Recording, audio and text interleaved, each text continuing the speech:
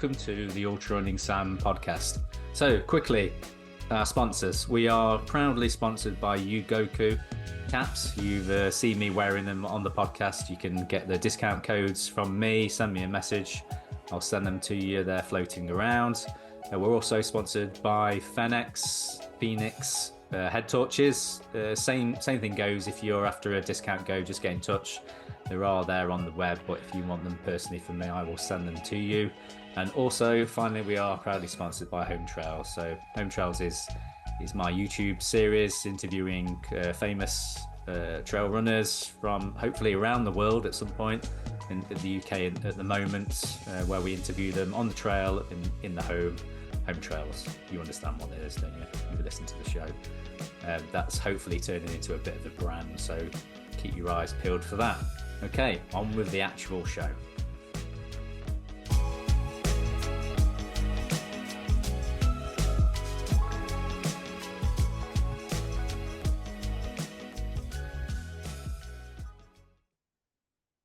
Okay, we are recording. So welcome to the Ultra Running Sam podcast. Returning guest, p.booth. Excellent. Thank you for the invite. It's good to be back. Yeah, it's good. So second time having you on. So I'll dispense with the usual questions that I normally ask like a new guest because you're a returning guest. So if I can't remember what number episode it was that we spoke, but it was sort of about the time when it was after you'd been helping Damien Hall with Tour de Géant, wasn't it? So was that a couple of years ago or a year? Was it last year? Yeah, that would have been just over 2 years ago. Yeah, I was going to dig back in and see when it was, and I just didn't get around to it. I didn't get time today. But yeah, what was it? September 2022 then? Yes, it would have been. Yeah, yeah, definitely. Yeah, so it's quite a bit older.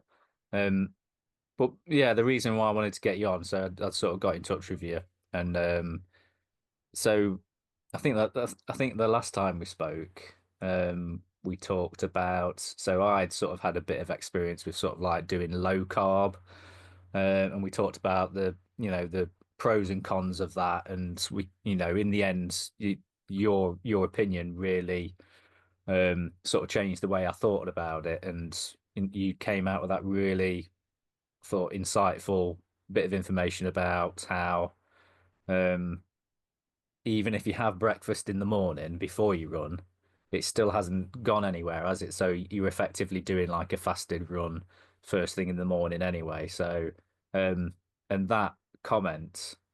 That bit of information you gave to me, I commented that on. Do you remember this? The a post that Martin Cox put on about fasted running. Oh yeah, And I think we could have got blocked after that from then by him. that's it. He proceeded to block both of us on Instagram, didn't he? Because obviously you can't go against the gospel of Martin Cox. I think since he's unblocked me since because I can see his page now. So all is forgiven clearly from Martin. But yeah, I just thought it's in the climate that we're in with sort of people falling out about subjects and stuff, it's good to sort of just get different opinions on everything. And I think what you'd sort of brought to that last podcast was what I found really interesting because I'd sort of spent years diving into low carb and stuff, and you gave me more of a balanced sort of view of carb intake. But now it seems like everybody is the hot topic this year, this season has been high carb fueling. So what are your thoughts on it's not really anything new, is it? Obviously, high carb fueling, but this just seems to be a real focus on some athletes that are absolutely banging on about it. It seems to be like it's a bit of a trend for everybody to be pushing the carbs to the maximum. Yeah, I mean, it is a massively trending topic, but I think just kind of reflecting back on you what you're saying, like we live in a world that's so polarizing now that everything's in one extreme to the other. So not so long ago, excuse me, we had keto and everyone's trying to be fat adapted. And then the response to that is everyone to go well beyond what the recommendations in terms of carbs are. So, at the start of the year, people were kind of going big on 120 grams, but now people are out there doing 140, 150 grams an hour, when the actual recommendations are still 90 grams an hour. But it wasn't so long ago that we were talking about 90 grams, and people, oh my God, I can't take in 90 grams. It's going to make me really sick and ill. So that was like a massive amount, yeah, unattainable for most people. Then all of a sudden, we're adding 30, 40, 50 grams an hour on top of that. So we've got to this place now where it's kind of got a little bit crazy with that. In terms of how I feel about it, um, interesting. This is the whole topic of my PhD. It's all around like high carbohydrate intakes in high caliber and elite ultra runners.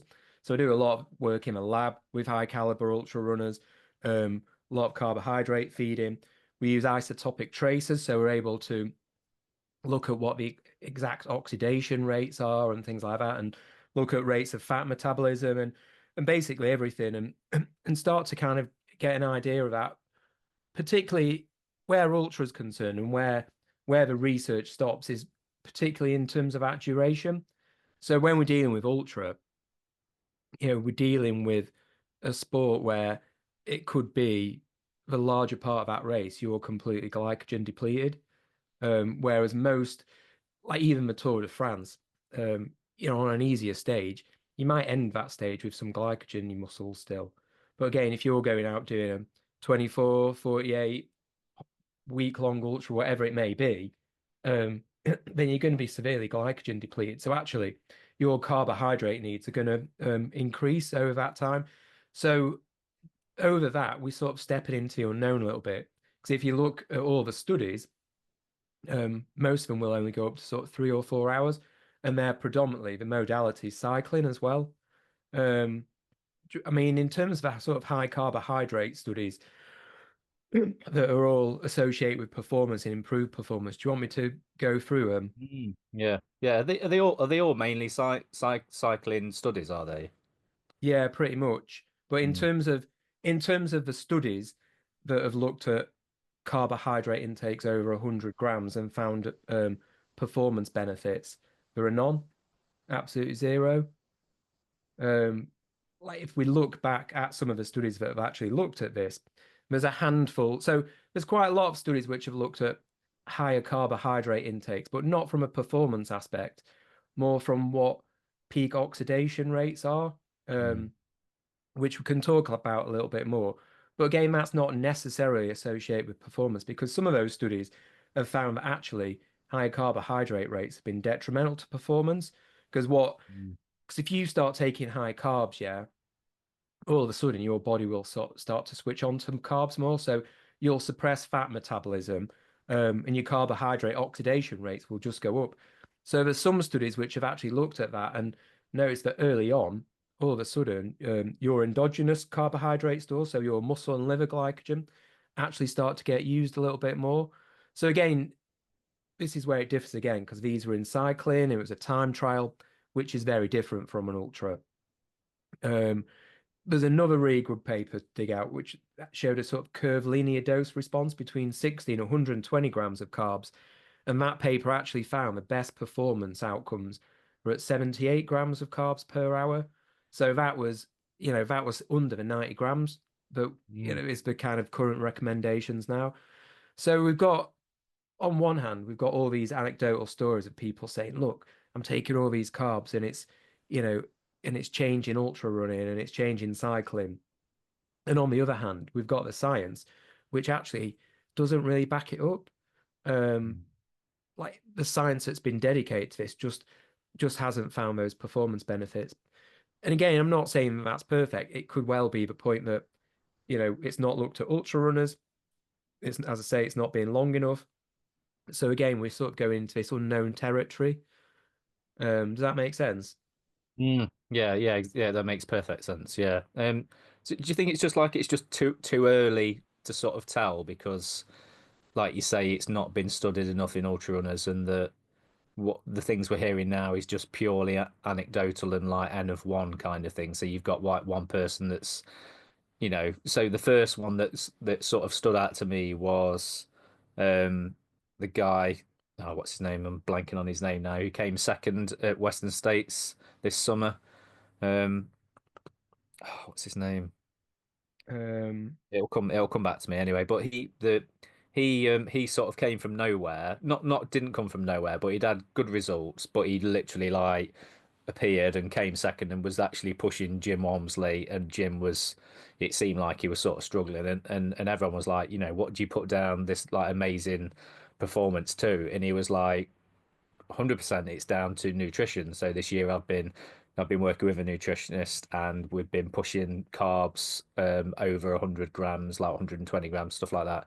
And it sort of sparked this conversation with people saying, "Oh, this is obviously what we need to do now," and then it sort of rolled on and rolled on, and then before we were recording earlier, we had a conversation about David Roche. So because I've sort of been in contact with him and talking to him and getting his sort of views on it, and he's been very vocal about it, and we'll go into the sort of the amounts that he's been using and everything, but they're just like two examples of people that are sort of in the ultra running limelight sort of thing in everybody's faces.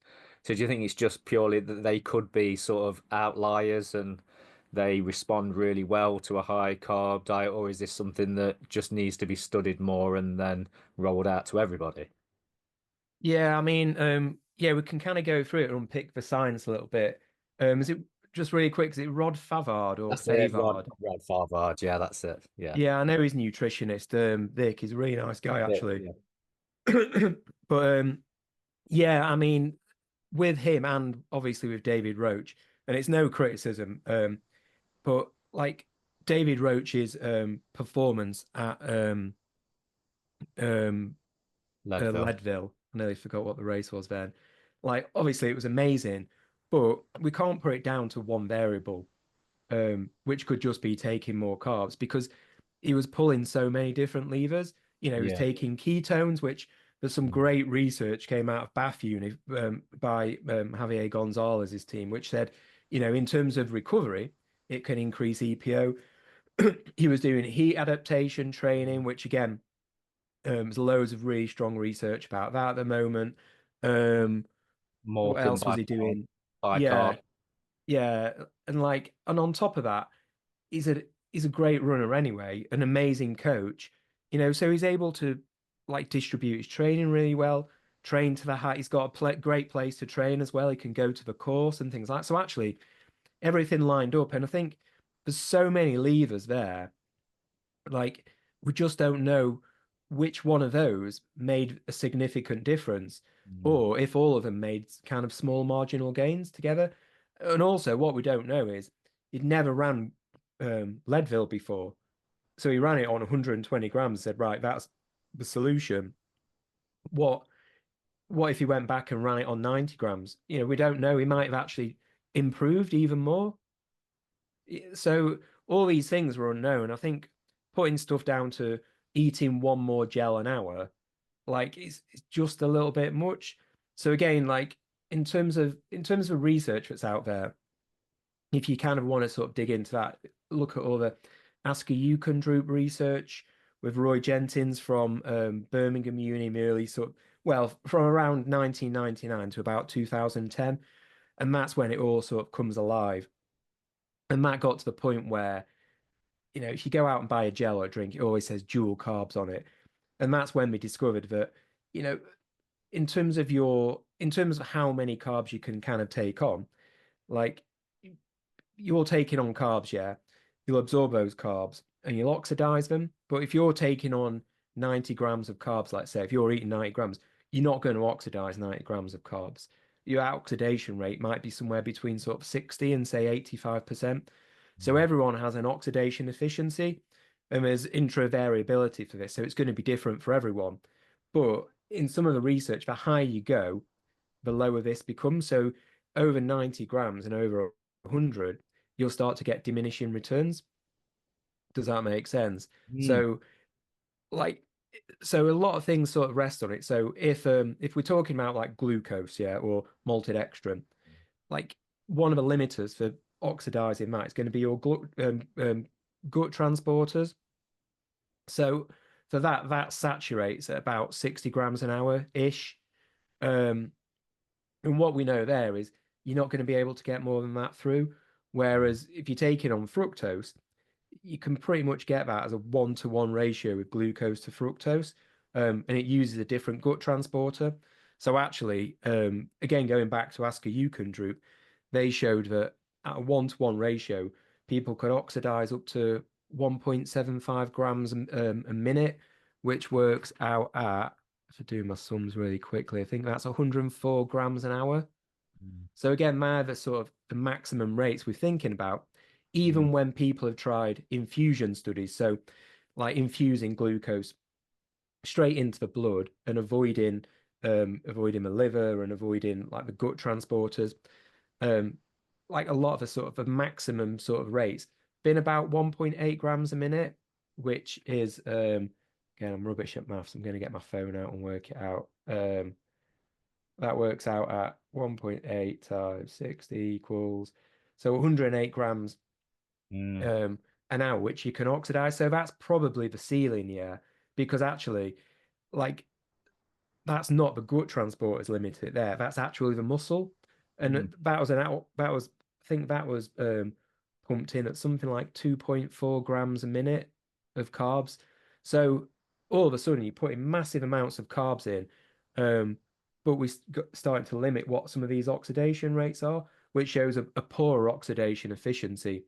Um, and what happens there is if if I wanted to like reach that maximum and oxidize, let's say 108 grams, yeah, I might have to pump in about probably maximum if I'm working on sort of 70% oxidation efficiency rate, I have to take on about 140 to 150 grams. But that's a hell of a lot of carbs. And what people don't talk about is in America, a lot of the races there, you'll have a crew and you don't even carry a bag. Look, we're in Britain, like we don't have crews here. You've got to carry all this shit, and it's heavy, and you're eating a lot of stuff all the time, so it becomes a bit of a burden. And also that oxidation efficiency, that like 30-40%, whatever it is, that's basically carbs that haven't made it through that are hanging around in your gut. So the lower the efficiency, the more carbs you've got potentially causing gastrointestinal problems in there. So I always wonder in terms of these high carbohydrate intakes, like you might be taking on a lot more, but actually for only very marginal gains, if that makes sense. Maybe Mm. sort of 10 to 15 grams of carbs extra an hour, but you're increasing that risk a lot more. And it Mm. also might be that people are taking on high amounts of carbs somewhere in between, they're meeting their carbohydrate needs and their, like their optimal rate. And the rest of those carbs, they're just being able to tolerate. So tolerating these is different than actually oxidizing them. Um, and again, that's when trouble can start. Because when I see like clients, like the first thing is no one's ever got a nailed in nutrition plan. No one's ever meeting those carbohydrate recommendations at 90 grams. Everyone's always low. So you're seeing a lot of issues at the moment because all of a sudden people have got wind of going, oh, actually, I can be a much better performer because I'm going to go and take 140 grams of carbs. Um, some people be able to tolerate that and on the way and find better performance, but other people, it's such a leap going from, let's say, 60 grams to that can cause major issues. And I'm wondering if that's potentially what happened at UTMB this year, Mm. particularly in the male elite field early on. Yeah, that is true actually, because there was a lot of attrition, wasn't there, really early on, and everybody said, what was causing that? Because I know they've had trouble with like um bugs going around Chamonix and stuff before the race, and but these people had said that that wasn't the case this year, that it was, something weird happened with the mainly the men's field that everybody got sick. Is this, so that rate of like oxidation then? So like I've heard people sort of referring that as carbox, so that'd be carbox, wouldn't it? Yeah. Oxidation. Um, can that be trained, or is that is that a human limit that you can't change? Whether it was infused, is that something that can be trained, or are we all got different levels of it going up to that percentage, or is it something that can be pushed, or? Yeah, so it's a really good question, Matt. So, yeah, in terms of those gut transporters, people have looked at this, and they become basically saturated. There's a couple of studies in rodent studies where by taking on more carbs. They've increased those gut transporters, but these are rodent studies, and we're not rodents. No one's found that in humans yet. And actually, I read a really good thing by Tim Podlegar yesterday, who's done some great research around this. Until recently, was the lead nutritionist for Red Bull Bora Hansgrove, and he's a brilliant researcher at Exeter University now, but it was at Birmingham.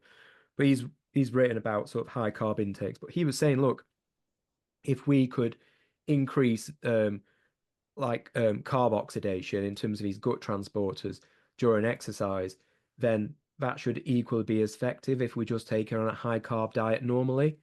It's not the case. So between being at rest and exercising, it's not really going to change his gut transport. So we sort of we sort of limited at that.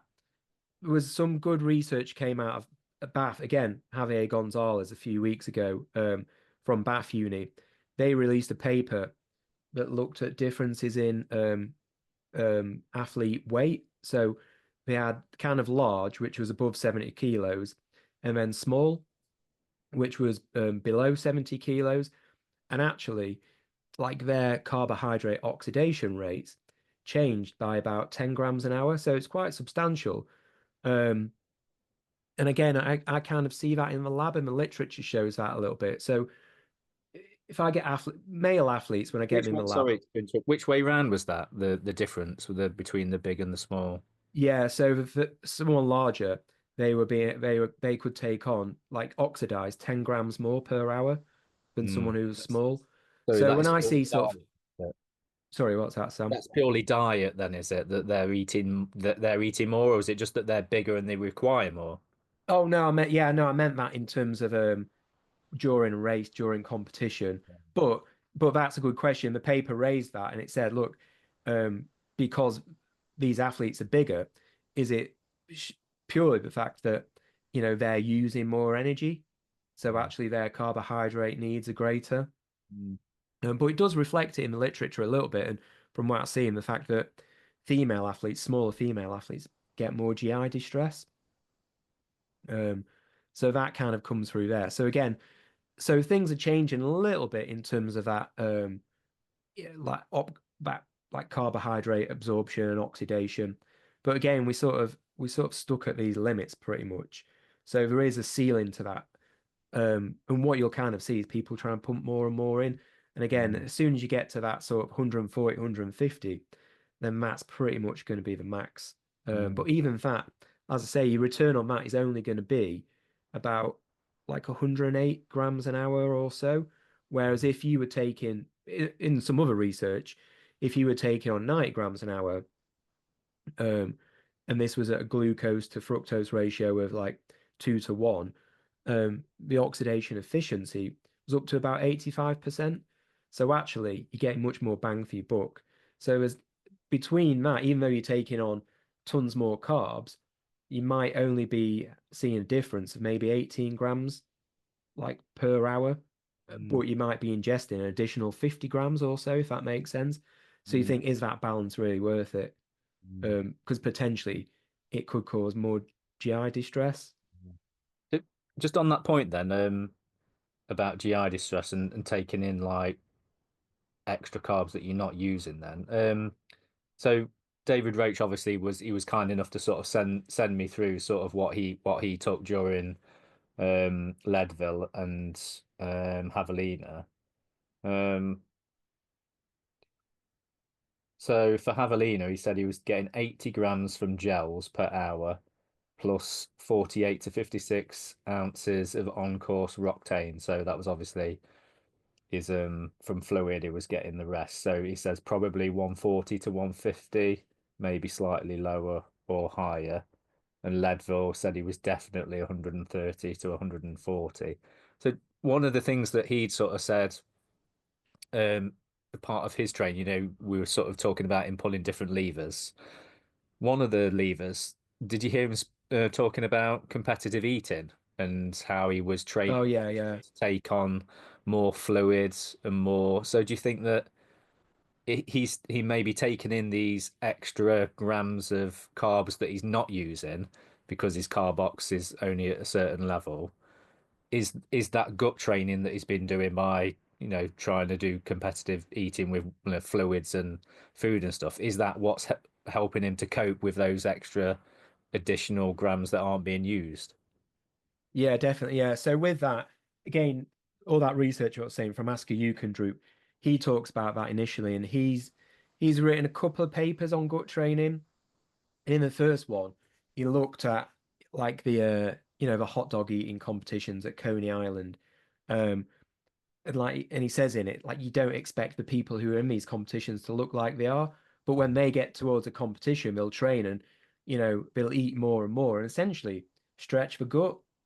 Um, which is basically what we all do at Christmas. Um, so, we've got that practice coming up soon. It might be worth trying that Christmas as gut training. But Okay. yeah, so they'll train it. And again, that's the same thing with a race. So you can train your gut like that, and it works really well. I mean, I would say you can do it in as little as 2 weeks, but I would suggest doing it in 12. There's a paper came out by Andy King and Louise Berg a couple of years ago that suggested that elite athletes don't need to do as much gut training. They're usually all right. And again, in the lab, like the more elite an athlete I see, the easier they can take on like carbs. Like you can give them 90, 100 grams an hour, and you won't even hear a burp out of them. Like it's like the way they can put it away is unbelievable. And I wonder if that comes through the fact that they're working at a higher intensity and are able just to oxidize all these carbs much more efficiently. Maybe it's just a practice, or maybe it's because they take on more when they're running and they're running more. They've got a higher volume of training, but they're naturally doing that gut training. Um, and again, it's just building up that tolerance and within that, finding things that you like as well. Um, Testing out different products, but also making sure you're testing out your fluid and your hydration in there as well, and taking on more water, taking on bars, gels, and even real foods, anything that you can kind of shove in initially. And you've got to push yourself to the point where it's uncomfortable. I'd be definitely going on a run where I'd be taking a toilet roll and making sure I was passing bushes on the way. But it's like running. Sometimes you've got to push it hard and get out of your comfort zone to get some of those gains. And that's exactly the same thing. And that's the Mm. kind of thing he's doing. But again, it's it's that we're weighing it up between, is it just that he's tolerating those carbs, or is he really kind of making the most efficient use out of them? Because I did ask him a question on his Instagram, and he got back to me.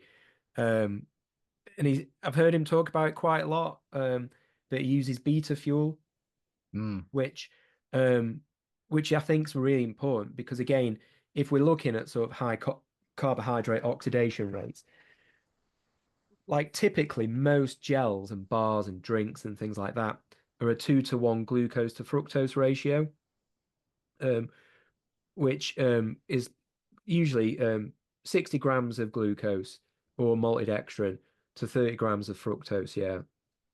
Um, and they work really well in harmony, actually. But there's some research out there that suggests that like at a ratio almost at unity, so um, 1 glucose to 0.8 fructose actually increases oxidation efficiency, um, allows greater oxidation of carbohydrates, and in basically every study I've read using that ratio, it's reduced gut distress, it's reduced feelings of fullness, things like that. And I think what people compare it to is really sort of high amounts of glucose going over 60 grams. So as soon as you take glucose over 60 grams, that's when gut issues really start.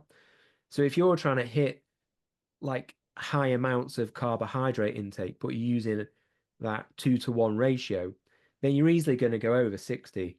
Mm. Um, so you've got more of a chance of oxidizing less of those carbs and increasing gut issues.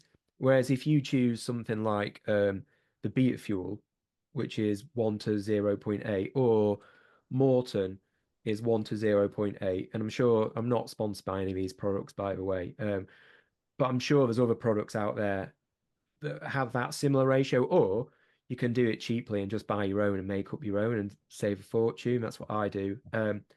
that's the ratio you should be looking for if you're trying to sort of hit those sort of high carbs, because again, you'll oxidize more of them. Likelihood you're going to reduce some of that gastrointestinal distress as well.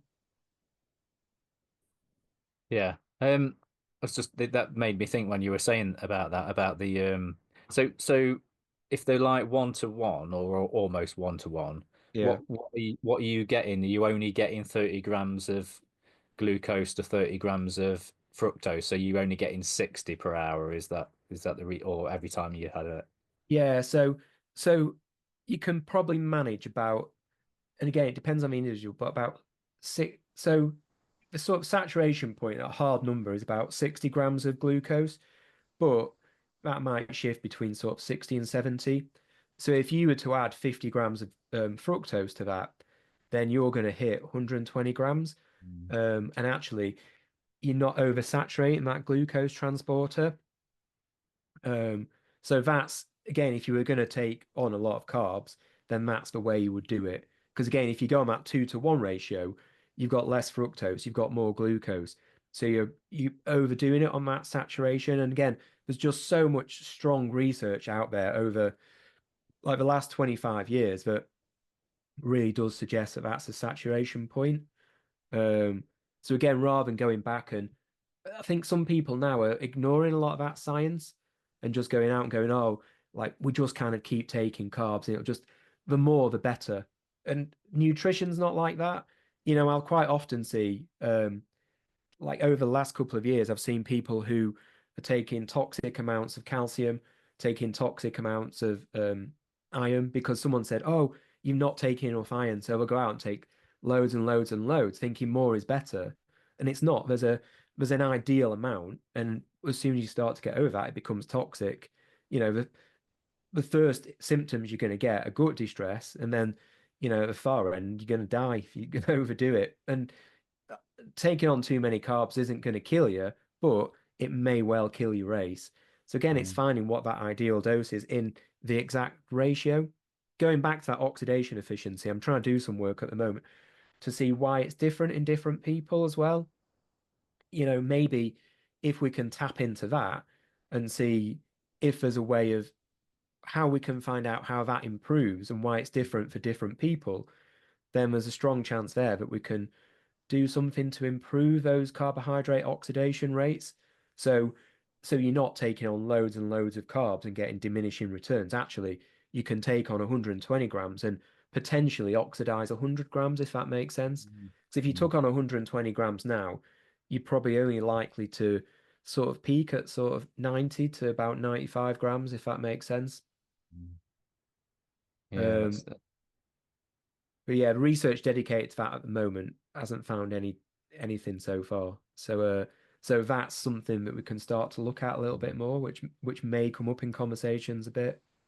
is it like VO2 max, they sort of say that that is probably a sort of like predetermined, like genetically, that you'll have a maximum. Could this be the same sort of thing then, that people will only have a predetermined like oxidation like limit and they'll never be able to push through it, or do we just don't know? Uh, just don't know. I mean, it's a good question, and some of the research suggests that when they've looked at like younger athletes, yeah, um, they're actually hitting carbohydrate oxidation rates of 2 grams a minute, so that's 120 grams an hour. Um, whether it's something to do with, the younger and fitter, or they're working at a higher intensity or what, Testosterone. I don't know. But what was that? Sorry. Testosterone. Could be, yeah. Yeah, I mean, yeah, show my oxidation rate's going to be pretty poor if that's the case then. Um, but yeah, so no one's really sort of noticed that yet, or looked into it fully. But again, that could be a real game changer there. Because again, like with with ultras in particular, there is a demand for high carb oxidation rates because, like again, like when I get athletes in the lab, I'll look at how much carbs they're using, and it's a lot. But like those sort of potentially 6 or 7 hours, like a lot of those carbohydrates are coming from endogenous sources, so from muscle and then some from liver as well. And then that's been topped up a little bit with carbohydrates coming through blood glucose from coming from exogenous sources, so basically the carbohydrates you eat. So in terms of as time progresses and as your endogenous source of carbohydrate starts to run out, so your glycogen, then fat oxidation will start to go up, and you'll start to absorb more carbohydrates through blood glucose as well. So from the carbs you're eating. So again, like later on in a race, actually, that's a point when it'd be more interesting to take higher amounts of carbs to meet some of those demands, because that's also the point when, if your fat oxidation rates aren't high enough, then actually the production of energy is going to be a limiting factor. Whereas if you're able to maintain high carbohydrate oxidation rates, then feasibly you should be able to maintain a stronger performance. Another topic that's really trending at the moment is the idea of durability, which is basically just um, like fatiguing less in a race. How durable are you? So it's essentially how much can you maintain your performance through that? There was a really great paper there that suggests that, by taking on carbohydrates, that durability is better maintained. And again, it kind of goes without saying because we're able to maintain that stronger pace with high carbohydrate availability. Another great paper as well, same team from Bath, Javier Gonzalez, suggests that 105 grams of carbohydrates an hour will spare liver glycogen. Like, like it's pretty much equivocal now that like most researchers say you can't spare any muscle glycogen, and that's going to go whatever. Some people still sort of cast out on that, but you can spare liver glycogen. And if your liver glycogen goes low, that's essentially what's going to make you bonk. So you want to be holding on to that as much as possible. So those high carbohydrate intakes are going to protect that as well. So again, So go on, sorry. I was just going to say, so there's not really anything you can do about the glycogen in your muscles being used because your body can't because it takes like 24 hours to do that, doesn't it? So during a race, you can't be topping up your your muscle glycogen, but if you keep on top of getting as much carbs in as possible, then your liver glycogen will sort of keep that at bay. So Yeah, exactly. Yeah. yeah, Yeah. And that's it. When you're running, like, I mean, this kind of the new ultra, let's say, which is at a really sort of fast pace, at that intensity, like, yeah, you're not producing glycogen because actually all your energy, everything is going into propulsion. So there's nothing left over that's spare. If, for instance, though, uh, example of a spine coming up here, where people might be walking for long distances in that, then actually when you're walking, um, you're going to be most reliant on fat with only a little bit of carbs. And there's a chance that if you're taking in high amounts of carbohydrates there, some of that may well get stored in your tissues as glycogen, which when it comes to a point when you're running, or, that could be the result of getting a bit of a second wind, mm, you using some of those glycogen stores. And glycogen's always going to be the preferred fuel source because it's easy to break down.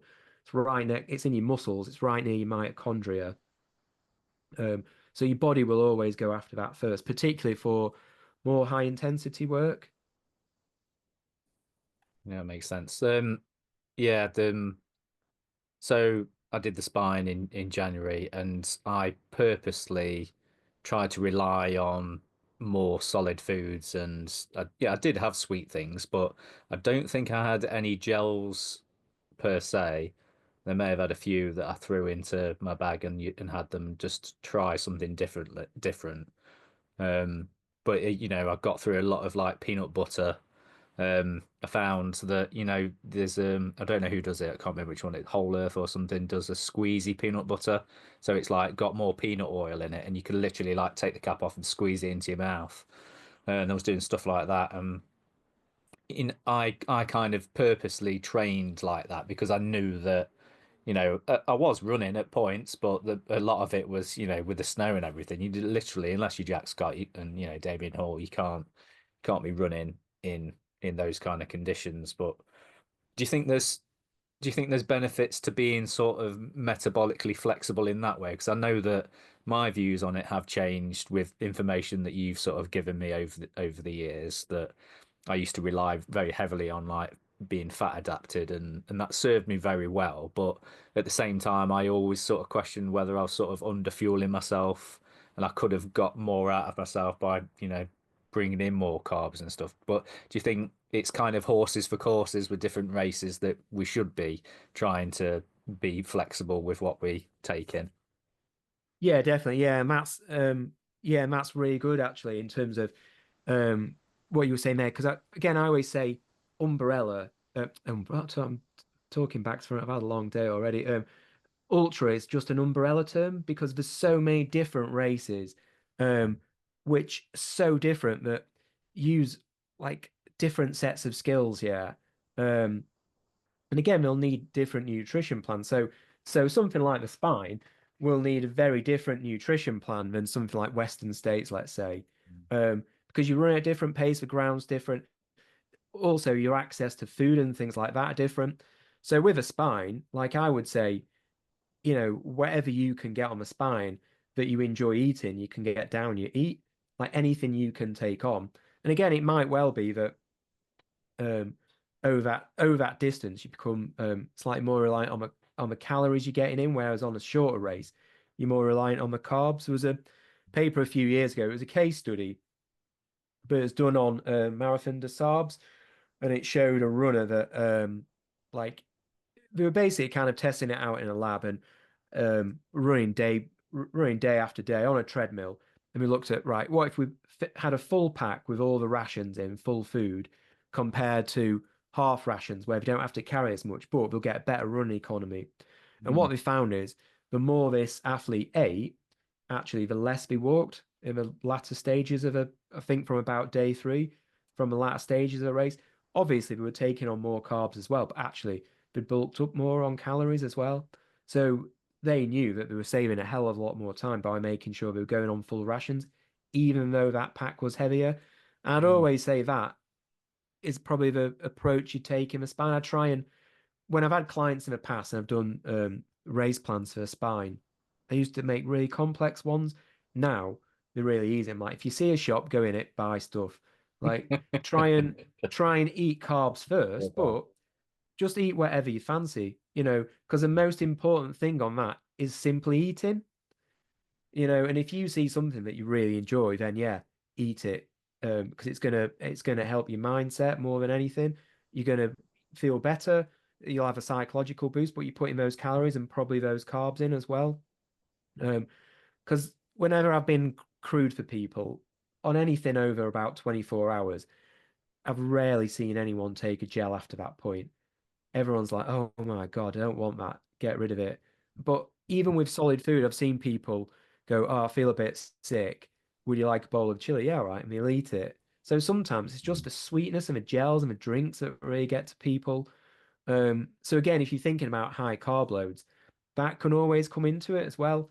I mean, you've got to think about if you're loading yourself up with food, the amount of fat and fiber it's going to bring in, and it's going to slow your gut down a little bit or make you need the toilet. Um, but yeah, like over a long race, it'd be completely different. And as much as we talk about high carb for, let's say, UTMB or Western States or Leadville, actually, we wouldn't go anywhere near that on the spine because I remember I think I planned out someone to take 60 grams of carbs an hour um, at one point on the spine. And the athlete got back to me, he said, hang on, this is 2 kilos of food I've got to carry here. And I was like, yeah, it's pretty heavy. So again, it's sort of dialing it back a little bit and thinking, right, what can I get away with? And you've just got to rely on that fat metabolism. There was another paper from about 2020, and there's not been a follow-up from it, unfortunately. But it's going back to what we were saying about keto before. It actually looked at um, like really long ultras. I can't remember what the case study was now, but it found that quite a lot of athletes by the end of it were actually in a ketogenic state. And what it suggested was perhaps if you are going into a really long ultra, particularly multi-day ultra, where you might not get the same amount of access to food, it might actually be worth going into ketosis before that. So that's one area where actually that might, I wouldn't say do that day to day, but that could be one way to get yourself through the spine or something like that. The only thing is, as soon as you start to load up on carbs, you're going to come out of ketosis. So it means that along the way, like you've got to be really picky about the food. I don't think you can be on the spine. No, no. Yeah, when you're faced with like a big, massive bowl of lasagna yeah, at Alston, then yeah, Yeah, keto. yeah, No. yeah, straight out the window. But yeah, like you say, it's horses for courses, isn't it? But I suppose, yeah, that is a good point that, this, there might be sort of a generation of ultra runners now that come into the sport and hyper focus on high carb and don't have that, the ability to be sort of more fat adapted for a race in their arsenal sort of thing. So you could sort of, so I suppose there's, benefits with being around the sport for a long time and seeing these phases sort of come in and go out of fashion, I suppose, isn't there? Yeah, definitely. Yeah. And that's it. It all changes. And I also think, what I was saying before, how everything's really polarizing at the moment. We're also living in a time when everyone's trying to biohack stuff. Mm, So people are looking for these little marginal gains or taking something, a supplement or more carbs or whatever it is, so they can do less work. And again, like the best athletes that I see in the lab are the ones who just turn up and run every day and do the work, have well-structured training, like eat a sensible diet. Again, not always a super healthy one, but they're getting enough carbs, it's balanced, and they're actually going out and running every day, regardless of whether it's raining or it's snowing. They're putting the miles in, they're putting some of the hard work in and not too much. And actually, that's what really pays off. mm, That hard work. Obviously, add the marginal gains on top of that, mm. but they're all the icing on the cake, really. Yeah, don't go chasing the marginal gains because they're not gains then, are they? If you haven't built the base work, then there's no point in going for the marginal gains, is there? Yeah, exactly. Yeah. Yeah, because that margin is going to be even less then.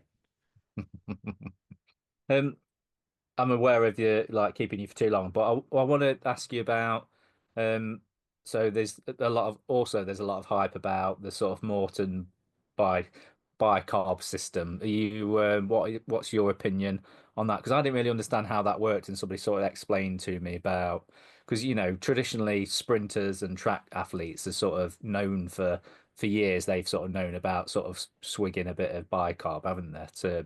But over longer distances, this has turned into like a new thing, hasn't it, of having this system where.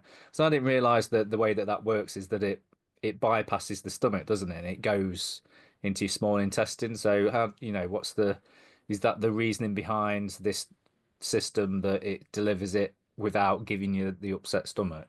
Yeah, basically, yeah. So the research around sodium bicarb is really strong. It's been around for a long, long time. But yeah, the issues are that like previously you would take it and like you'd run really well, but you would probably shit your pants. And that was obviously it's not a great side effect. But yeah, what Morton did, I think it was a team, I forget the lead research, but it was a team from Edge Hill actually, who put it together, and they used essentially Morton's hydrogel technology with bicarb and realized that yeah, like I saw some of the original data from that 'cause I was at a conference where they presented it, and yeah, they got zero issues with gut distress, and I thought, wow, that's amazing, that's an absolute game changer, and it certainly is.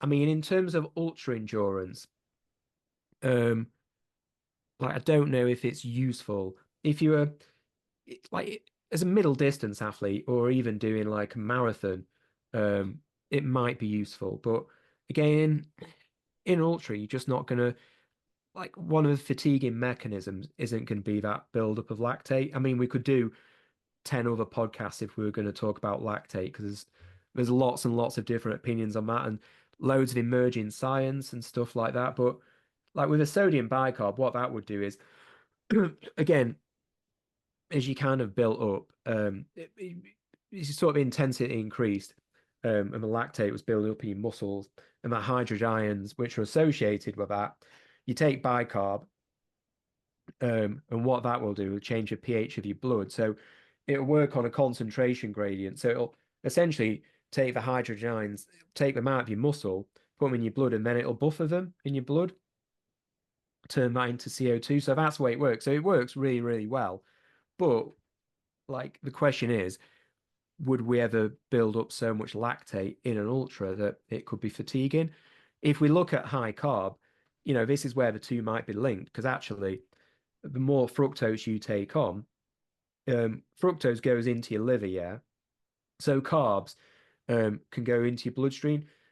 Fructose goes through your liver first, and then that has to be broke. So it's slower than glucose and maltodextrin because it has to be broken down into glucose, but it gets broken down into glucose and lactate. Mm. So actually, lactate might increase. Again, that lactate will be shorted around. I mean, you can use it in your liver as a fuel then for gluconeogenesis, and it can fuel other areas. But again, maybe that the sodium bicarb helps to sort of balance them out. Again, that's not my area of expertise, so I've sort of extended my knowledge on that as far as it'll go. But I can always chat about that another time if you want to dig into that. I'm sure before long, some really top research will come out around that, particularly in terms of the endurance space and the ultra endurance space. Um, I'd say it's a game changer yet. I can't quite put my finger on why, like in ultras, but there'll definitely be something in there in terms of maybe not performance, but it may certainly help with recovery. Mm. Yeah. Yeah, it's interesting, isn't it? What just before you go then, what are you sort of excited about? What gets you excited in the world of nutrition for ultras? Is there anything that you sort of keeping your eye on or interested in? Yeah, I mean, like again, like my main research areas are stuff we've just been talking about now. So the high carbohydrate stuff and substrate metabolism more than anything, the fueling. And again, I think you'll see a lot more in that. And stuff that's coming out of our lab, we're doing a lot of work around that at the moment with like elite ultra runners. Um, so we're putting some of that work together. So it's interesting. It's really exciting working with those guys at the moment. You kind of getting to see what, their physiology and what makes them tick and what they're capable of as well. Um, and I think with that, like, I think not just with carbs, but everything that's happening around ultra, and particularly the talk and going sort of full circle back to David Roche, I think some of the stuff he talks about is great because he makes it all really exciting. And actually, it's almost like he's sort of, he's bringing in this sort of new dawn of ultra running, which actually is an intensity level like up a few more notches. I mean, the performances over the last couple of years, almost unknown athletes coming through and winning like things like UTMB and like the Mm. amount of records that have been broken. Actually, it's becoming a much more exciting sport because it's much more intense now. Um, so everything that's sort of riding in on the back of that, and I think a lot of that is really because we understand much more about the coaching science of ultras. Podcasts like yours, and as we were talking about just before we came on air, Science of Ultra, Mm. information like that shared, David himself sharing that information. So again, things like that, people are taking that on board. And again, that's creating better ultra runners. So yeah, so they're the sort of things that float my boat at the moment, particularly. Mm.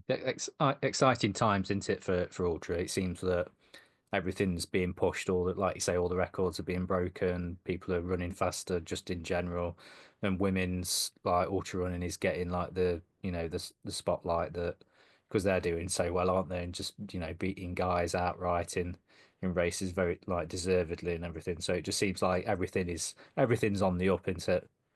Yeah, and with that, I'd say the only thing with like women ultras, like just the representation still really poor.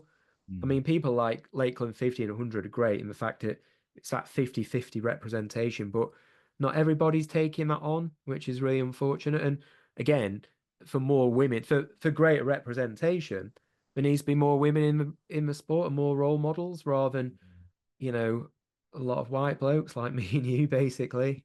I was going to say old, but you're not as old as me. I don't know. How old are you? 50 next year. I'm 45 next month. Oh, there you go. Yeah. Yeah. Spring chicken. Yeah, you're right. Actually, it's I think now though with role models coming into the sport, so you get in, with all the the amazing things that like with Jasmine and everything, and people are being inspired by that, and hopefully there'll be sort of like a wave of like amazing. Well, there already is a wave of amazing women in ultras, but it'll be like you say, it'd be nice if it was more 50-50. Yeah, Yeah. Yeah, definitely. awesome. Right. Thanks for Cool. coming on, mate. I appreciate your time. I know you're a very busy man. No Work. worries. Before I go, can I make a couple of quick promotions? Yeah, go for it. Yeah. Yeah, so 8th and 9th of March next year at our unit, Leeds Beckett, we've got an ultra running conference on. 8th and 9th of March. Yeah, 2025, Leeds Beckett. If you do a search on the website, it's there. It's obviously it's in a uni, it's an academic conference, but it's much more focused at runners and at some of the kind of the practical aspects of running. So again, a lot of the sort of science we've been talking about, but how you can apply that to your own practice. So things like working at running at altitude, excuse me, heat acclimatization, things like high carb now, some of the physiological aspects as well. And with that, again, we're going to talk more about kind of female representation in the sport as well. So that's it. Leeds Beckett University, 8th and 9th March next year. Everyone's welcome. And then, yeah, the second one is got quite a lot of studies going on at the moment in the lab with um, high caliber and elite ultra runners. And we've got a few more studies coming up, all again geared about sort of the things we're talking about tonight, around kind of high carbohydrate intakes. The next study, we need about 20 odd people. It's going to take place in the lakes, and it's a field-based study. So if anyone, who's a high caliber ultra runner who has basically done a few races, come first, come top three, who wants to get involved, who can kind of maintain a good pace, maybe over 50 miles, then get in touch. And good to hear people and get more people involved in it.